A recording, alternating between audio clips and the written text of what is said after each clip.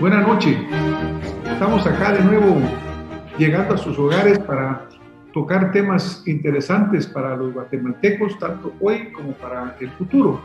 Y hay temas que son fundamentales. Y un tema fundamental es uno que está en la Constitución Política de Guatemala. La Constitución Política actualmente vigente existe en el artículo 100, en la sección de lo que es salud, seguridad, asistencia, en el cual está contenido el estado de la seguridad social. Y dice, el Estado reconoce y garantiza el derecho a la seguridad social para beneficio de los habitantes de la nación. Su régimen se instituye como función pública en forma nacional, unitaria y obligatoria. El Estado, los empleadores y los trabajadores cubiertos por el régimen, con la única excepción de lo preceptuado en el artículo 88 de esa Constitución, tienen obligación de contribuir a financiar dicho régimen y derecho a participar en su dirección, procurando su mejoramiento progresivo. Obviamente, nuestra Constitución Política ya tenía esa administración en el 1945, cuando también se crea el Instituto Guatemalteco de Seguridad Social. Uno de los alcances mayores de esa Constitución, de ese momento histórico de Guatemala. Para comentar sobre este tema, pues tengo el honor de tener como invitado al licenciado Carlos Contreras. Bienvenido a nuestro programa Acción Positiva. Muchísimas gracias, doctor. De veras, muy amable por invitarnos a su programa siempre. Y para nosotros es un honor porque es un programa muy serio y un programa que escoge sus temas para contribución de la discusión y la información en todos los guatemaltecos. Es que muchísimas gracias por la invitación y aquí estamos gustosos para poder responder y dar información que pueda ser de interés para los oyentes de su programa. Muchas gracias, licenciado. Definitivamente el Seguro Social, desde su concepto fundamental, desde cuando fue plasmado originalmente en la Constitución Política de 1945, estamos ya llegando a 75 años de su fundación. Yo creo que ha sido fundamental, pero a mí me gustaría, licenciado, que usted nos pudiera dar un poco de lo que usted visualiza que era el espíritu en el 45 de esos constituyentes que la crearon, que pusieron esto en la Constitución Política. ¿Cuál visualiza usted como ese principio constitucional del Seguro Social de Guatemala? Pues la verdad es que cuando uno lee la ley orgánica del Instituto Guatemalteco de Seguridad Social y cuando uno lee sus considerandos especialmente, uno logra descubrir la enorme riqueza y el compromiso de los fundadores de esa época en Guatemala. La ley orgánica del instituto es muy visionaria y muy realista, lo cual no nos debe sorprender porque la seguridad social es realista y está inspirada por algunas afirmaciones que permiten dilucidar cuál era la intención de los fundadores de la seguridad social, pero sobre todo de esa playa de guatemaltecos comprometidos, honestos, que generaron la Revolución de Octubre. Los considerandos de la ley enfocan primero como que la estrategia de protección social contenida en la ley orgánica del Instituto Guatemalteco de Seguridad Social debe contribuir a erradicar la extrema pobreza y toma en cuenta las enormes diferencias económicas y sociales en la población guatemalteca. De manera que es muy claro y lo plasmaron en todo el articulado de la ley orgánica. Es muy clara la intención de que la persona protegida por la Seguridad Social de Guatemala no caiga en extrema pobreza. Y hay muchísimas ilustraciones de este tema. Por ejemplo, un motorista, un trabajador de la distribución que hay hoy tan importante para nuestro país, que ha generado muchos empleos, que anda en su moto y que por supuesto tiene un accidente de tránsito eventualmente, gana pues un salario mínimo o un poco más allá, vive y le da de comer a su familia de lo que gana en su empleo. Si esta persona tiene un accidente de tránsito y tiene afiliación a la Seguridad Social, inmediatamente los bomberos lo llevan al hospital de accidentes del ICS, le operan, le ponen la prótesis que tengan que ponerle, mientras está padeciendo la enfermedad, pues hay un subsidio que le da sostenimiento económico mientras está suspendido, y después se va a su casa, hay rehabilitación y se reintegra nuevamente a su trabajo. Ahí la familia sufrió mucho, pero siguió adelante. Un motorista que no tiene seguro social y tiene un accidente de tránsito, lo primero es que no lo pueden llevar al hospital del ICS. Va a un hospital público, privado, la familia tiene que sufragar todos los gastos si tiene, ya no tiene salario, y en ese momento entra en extrema pobreza. O sea que la visión de la seguridad social con este ejemplo puede ilustrar claramente cómo hay una diferencia entre tener seguro social y no tenerlo y la extrema pobreza. Y eso es una de las grandes visiones que tiene esta ley. Por otra parte, otro de los temas bien importantes es que la ley orgánica del Instituto Guatemalteco de Seguridad Social no contempla solamente a los guatemaltecos. La ley orgánica del ICS dice que todos los habitantes de la República, no dice todos los ciudadanos guatemaltecos, dice todos los habitantes, no importa qué nacionalidad tengan y su estatus, todos los habitantes que participan de la producción de artículos o servicios tienen la obligación de contribuir a la seguridad social. Y, por supuesto, ellos y sus dependientes recibir las atenciones mínimas que el interés general demande. O sea que la seguridad social no está cerrada para nadie, porque todos participan de alguna manera en la producción de algún bien o de algún artículo. Y no dice que deban estar en relación de dependencia.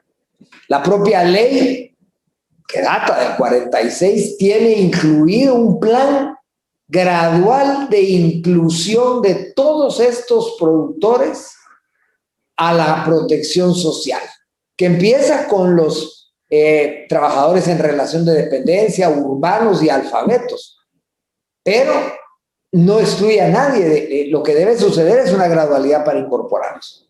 Y un tercer elemento que es sumamente importante de la ley es que tampoco excluye a la iniciativa privada, sino que la integra como un contenido importantísimo de la protección social.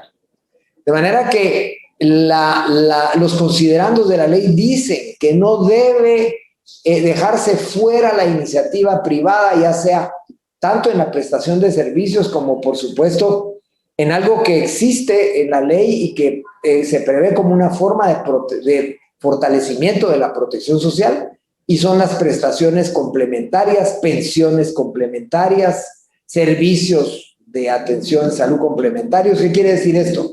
Que el ICS tiene la obligación de dar el mínimo que el interés general demande, pero más allá, la iniciativa privada puede proveer de pensiones complementarias. Por ejemplo, después de que el trabajador contribuye al ICS, puede apartar otros ahorros y contribuir a un fondo de pensiones de su propia empresa o de su gremio. Y eso, cuando se retire, le va a generar una pensión mayor, más dinero. Lo que sí es que hace que el Instituto Guatemalteco de Seguridad Social sea el que aplique ese régimen. O sea, es el responsable del régimen. Y lo convierte hasta en una superintendencia prácticamente de pensiones.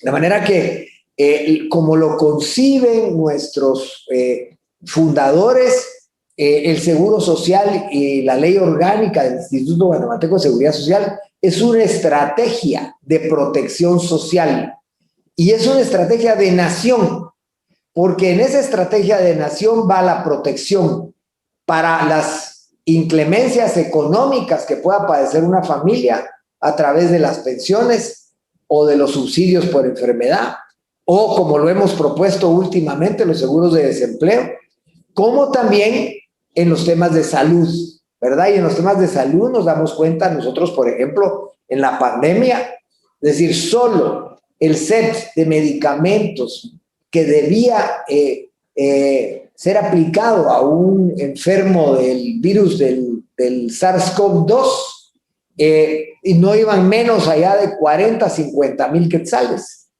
con medicamentos muy especializados, más especialidades en intensivos, en aparatos especiales de respiración, y todo eso, pues, la Seguridad Social lo proveyó a los derechohabientes, de manera que la Seguridad Social fue concebida como una estrategia de protección social para garantizar la paz de los guatemaltecos, para combatir la extrema pobreza y para que todos aquellos que participan de la producción y sus familiares, sus dependientes, puedan verdaderamente tener esa retaguardia resguardada y protegida para su vida productiva.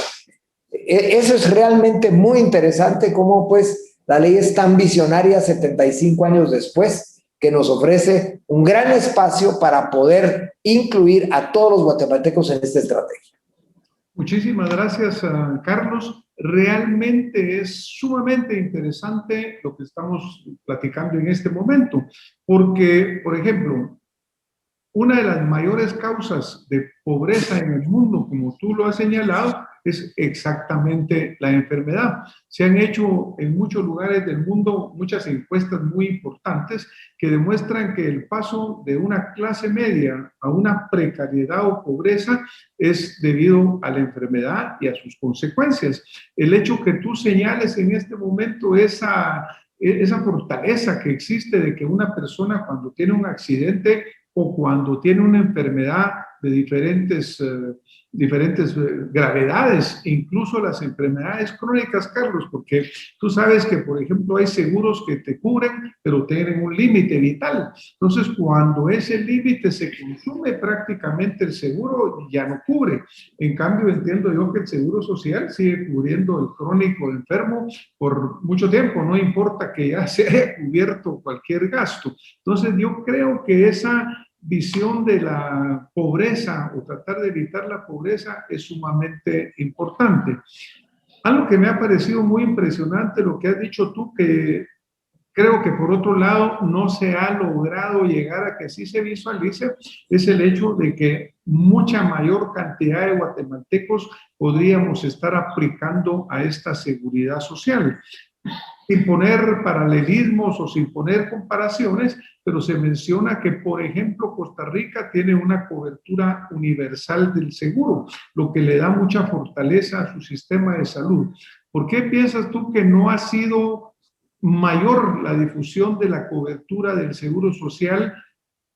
¿Será que no lo hemos comprendido los ciudadanos? ¿Será que no ha habido suficiente información? ¿Por qué no se ha logrado ampliar más la cobertura del seguro social, Carlos? Bueno, a mi juicio son dos las razones. Primero, constatar que siendo una estrategia de protección social, todos los habitantes de la República deberíamos estar cubiertos con la seguridad social. No solo Costa Rica, muchos países del mundo tienen seguridad social que tiene amplias coberturas. Bélgica tiene un 100% de cobertura, Costa Rica tiene casi un 100% de cobertura, el Uruguay también tiene. Es decir, hay amplios estratos de la población incluidos en la seguridad social. Lo que tiene la seguridad social, que es muy importante, es que es una estrategia sostenible de protección social, porque no solo contribuye el Estado, que en Guatemala ni eso hace, ¿va? Porque no contribuye el Estado, pero sí contribuyen los trabajadores y los empleadores. Entonces, la seguridad social tiene, aquí y en cualquier parte del mundo, tiene una contribución, tiene un ingreso de los sectores a los que se orienta. Y eso permite que tenga una mayor sostenibilidad financiera. Eso es sumamente positivo. Yo creo que las dos razones por las que no hay cobertura en Guatemala, cobertura universal, es porque primero, desde la Revolución de Octubre, desde el año 46 y desde el año prácticamente 56, porque todavía, lastimosamente, el gobierno de Jacobo Arbenz emitió una ley en donde se perdonó la deuda que ya tenía 10 años de existir el ICSI, se perdonó la deuda. Pero realmente una de las razones es porque no ha habido un lineamiento político, una decisión de Estado que convierta a la seguridad social en la gran cobertura, en la gran proveedora de los servicios de salud y de pensiones. Es decir, el énfasis de la política guatemalteca ha sido mantener a la salud pública con la obligatoriedad de la cobertura universal, pero por supuesto sin tener ningún resultado en lograrlo, porque los presupuestos que se requieren para dar una cobertura universal en salud pues son sumamente elevados y la salud pública jamás ha tenido el presupuesto para lograrlo. De hecho, yo considero que la salud pública no ha de tener más allá de un 30 a 40% de cobertura en todo el país. De manera que los guatemaltecos en un 40 a 45% no tienen ni ICSI ni salud pública. Y ahí hay mucho gasto de bolsillo de la gente que, por supuesto, suple la falta de la seguridad social o de la salud pública yendo a la salud privada y resolviendo sus problemas en la salud privada. De manera que la primera razón es porque el Estado no ha tenido una política de fortalecimiento de la seguridad social. Se evidencia claramente porque nunca le ha trasladado los recursos que la Constitución establece y eso denota pues un desinterés de que la seguridad social verdaderamente cumpla con su misión de tener una cobertura de todos los sectores económicos del país. Y la segunda razón es porque el propio Instituto Guatemalteco de Seguridad Social en su ley tiene los instrumentos jurídicos para lograr esa cobertura. Sin embargo, también en las décadas pasadas la seguridad social no ha estado enfocada a su misión. La misión de cubrir a todos los habitantes de la República con la protección social, que lo dice la ley. Esa es su misión. Entonces, realmente enfocarse al cumplimiento de esa misión es lo más importante. Pero la seguridad social ha estado enfocada en intereses que son ajenos a los intereses de la seguridad social. Y en algunos años recientes, en algunos años después de la Constitución del año 85, verdaderamente hay personas y grupos, algunas personas, algunos grupos que han cooptado la seguridad social, se han posicionado en ella para servir sus estrictos intereses, ya sea como comerciantes o como políticos. Entonces, la seguridad social tampoco ha logrado, por esa razón, abarcar, teniendo la capacidad de hacerlo, la cobertura universal.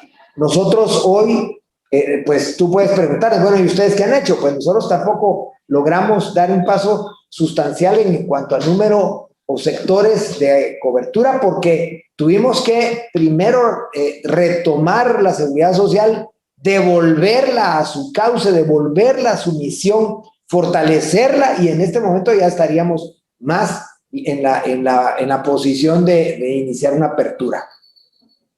Gracias, Carlos. Pero la verdad que tantos puntos interesantes. Voy a tocar primero el caso de la deuda.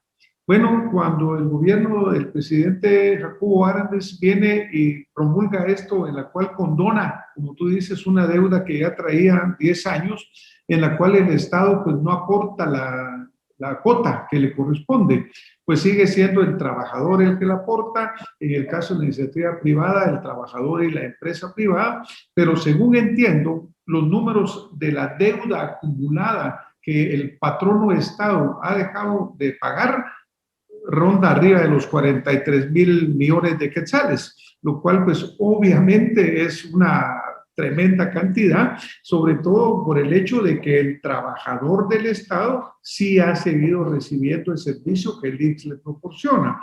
Entonces, pues ese es un lastre muy grande, una deuda de ese tamaño. Ahora, una pregunta, Carlos, ¿hay alguna posibilidad, en alguna forma, que el gobierno o los gobiernos vuelvan a empezar a cubrir la cuota que le corresponde? A lo mejor que paguen todo lo que deben va a estar muy difícil, pero no deberían los gobiernos actuales volver a pagar como deberían de hacerlo. Mira, si hay voluntad política, si hay comprensión de la seguridad social, el Estado puede hacerse cargo de la deuda como a través de una estrategia de inversión de largo plazo hacia el futuro.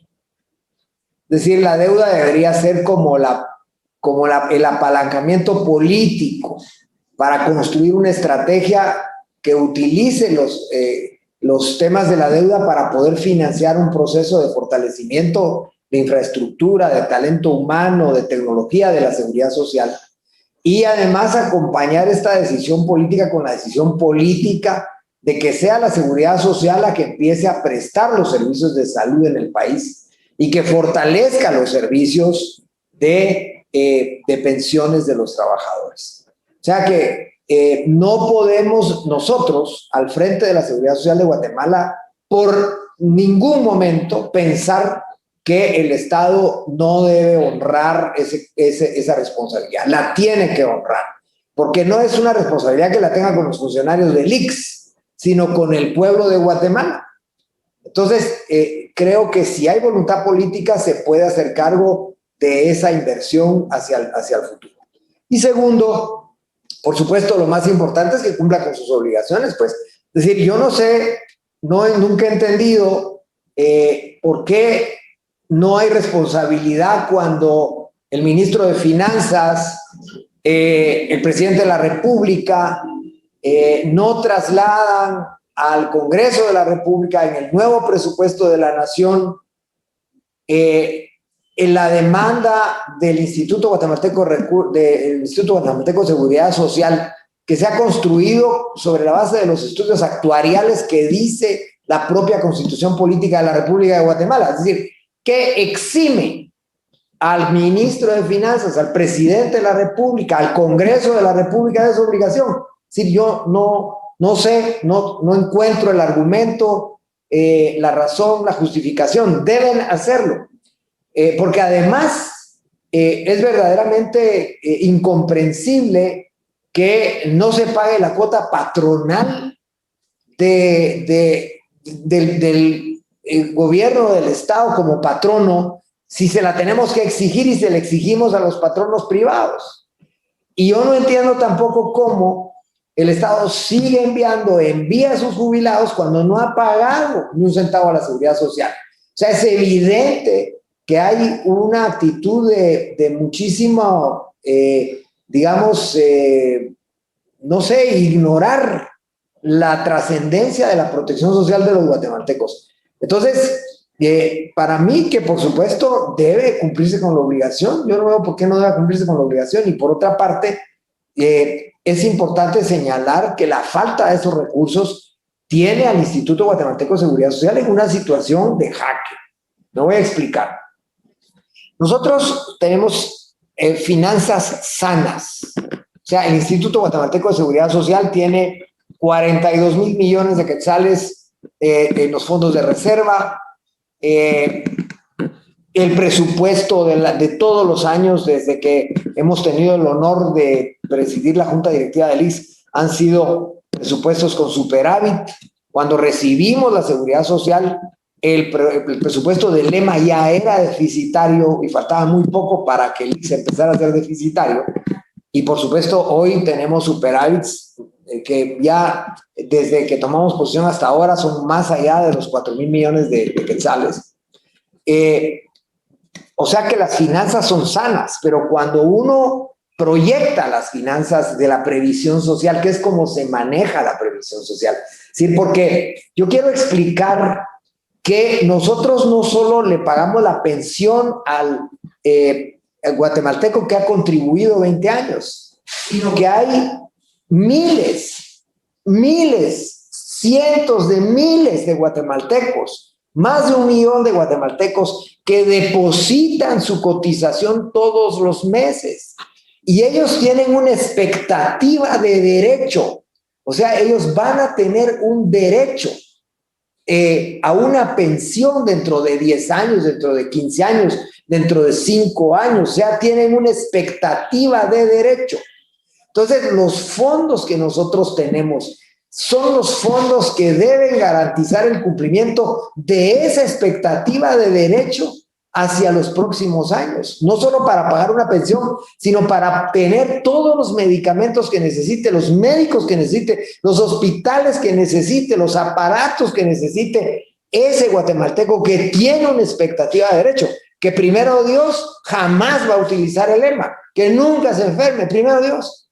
Pero eso sí, el día que le suceda y que tenga un siniestro, una enfermedad grave, el ISSSTE tiene que estar preparado para darle todo lo que necesita. Esa es una expectativa de derecho. Para eso sirven los fondos de ahorro. Para eso sirven los fondos que tenemos en el Instituto Guatemalteco de Seguridad Social. Pero tenemos que calcularlos hacia el futuro. Entonces, nosotros tenemos unos fondos que hoy por hoy nos sirven de base para poder pagar todas las obligaciones que tenemos, por ejemplo, con los pensionados. Nosotros no utilizamos los fondos para pagar las pensiones. Nosotros pagamos las pensiones y los gastos del IBS y pagamos muchas cosas con los rendimientos de los fondos de ahorro. Ahora, el problema se da cuando nosotros ya no tenemos suficientes rendimientos para pagar las obligaciones de la seguridad social, las pensiones, y entonces tenemos que utilizar el capital principal. Si nosotros empezáramos a utilizar el capital principal al año 2025, que ya no vamos a tener rendimientos, porque los rendimientos vienen para abajo en materia de intereses. Estamos bajando los rendimientos. Entonces, si nosotros no tenemos rendimientos, nos va a durar los fondos de pensiones al año 2034, más o menos. ¿Qué quiere decir? Que nosotros no podemos tomar una decisión, por ejemplo, en ampliar la cobertura, en incorporar más guatemaltecos a la seguridad social, porque ponemos en riesgo la estabilidad de los fondos de ahorro. Carlos, muchísimas gracias por estar con nosotros. Muy buenas noches y nos seguimos viendo con más acción positiva.